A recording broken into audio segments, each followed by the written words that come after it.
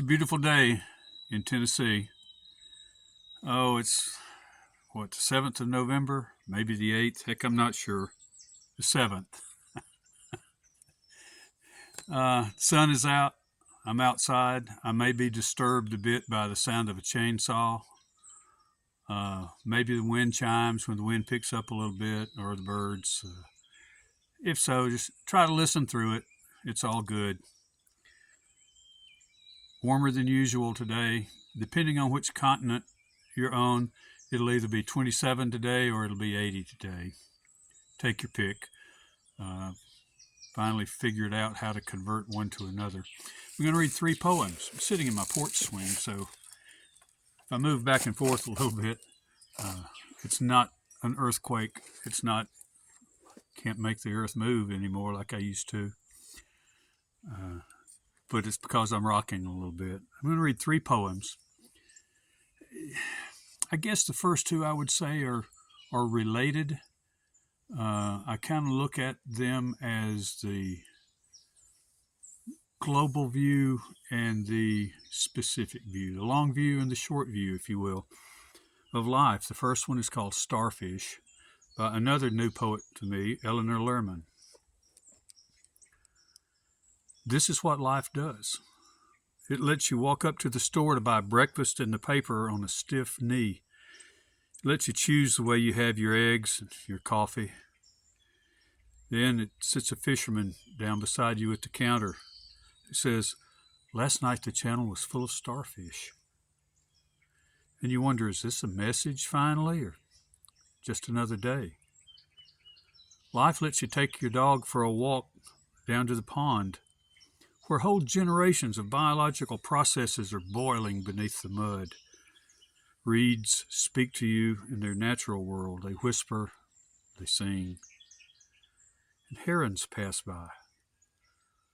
Are you old enough to appreciate the moment? Too old? There's movement beneath the water, but it may be nothing. There may be nothing going on. And then life suggests that you remember the years you ran around, the years you developed a shocking lifestyle, advocated careless abandon, owned a chilly heart. Upon reflection, you're genuinely surprised to find out how quiet you have become. And then life lets you go home to think about all of this, which you do for quite a long time. Later, you wake up beside your old love, the one who never had any conditions, the one who waited you out. This is life's way of letting you know that you're lucky. It won't give you smart or brave, so you'll have to settle for lucky. Because you were born at a good time. Because you were able to listen when people spoke to you. Because you stopped when you should have and started again. So life lets you have a sandwich and pie for a late night dessert. Pie for the dog as well. And then life sends you back to bed, to dreamland, while outside the starfish drift through the channel, with smiles on their starry faces as they head out to deep water, to the far and boundless sea. What a nice picture. And I can relate to those ages of brashness, of quietness, and now finally to bed and to dreamland with a smile on my merry face. What a nice thought. Now, Barbara Crooker, and you all know my love for Barbara Crooker and her poetry, has a poem today that I call In the Middle, or she calls it In the Middle, and it is in the middle of that life that we just described. Got some bird action here. Hope you can hear it. Barbara Crooker. In the middle of a life that's as complicated as everyone else's, struggling for balance, juggling time, the mantle clock that was my grandfather's has stopped at 9:20. We haven't had time to get it repaired. The brass pendulum is still. The chimes don't ring. One day I look out the window, green summer. The next, the leaves have already fallen and a gray sky lowers the horizon. Our children almost grown, our parents gone. It happens so fast. Each day, we must learn again how to love. Between morning's quick coffee and evening's slow return, steam from a pot of soup rises, mixing with the yeasty smell of baking bread. Our bodies twine, and the big black dog pushes his great head between. His tail a metronome, 3/4 time. We'll never get there. Time is always ahead of us, running down the beach, urging us on faster, faster. And sometimes we take off our watches.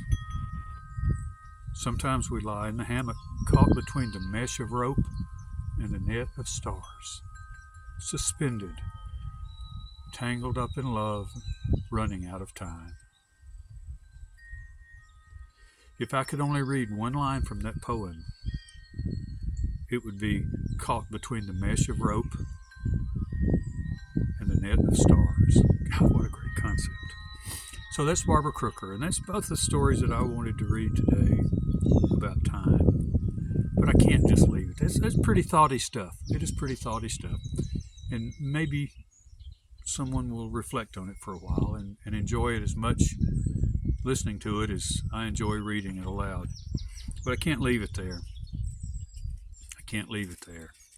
I've got to read one more. It has nothing to do with anything except just being fun and being funny and describing someone that you probably know. It's called What She Was Wearing by Denver Butson. This is my suicide dress, she told him. I only wear it on days when I'm afraid I might kill myself if I don't wear it. You've been wearing it every day since we've met, he said. And these are my arson gloves. So you don't set fire to something, he asked. Exactly. And this is my terrorism lipstick, my assault and battery eyeliner, and my armed robbery boots.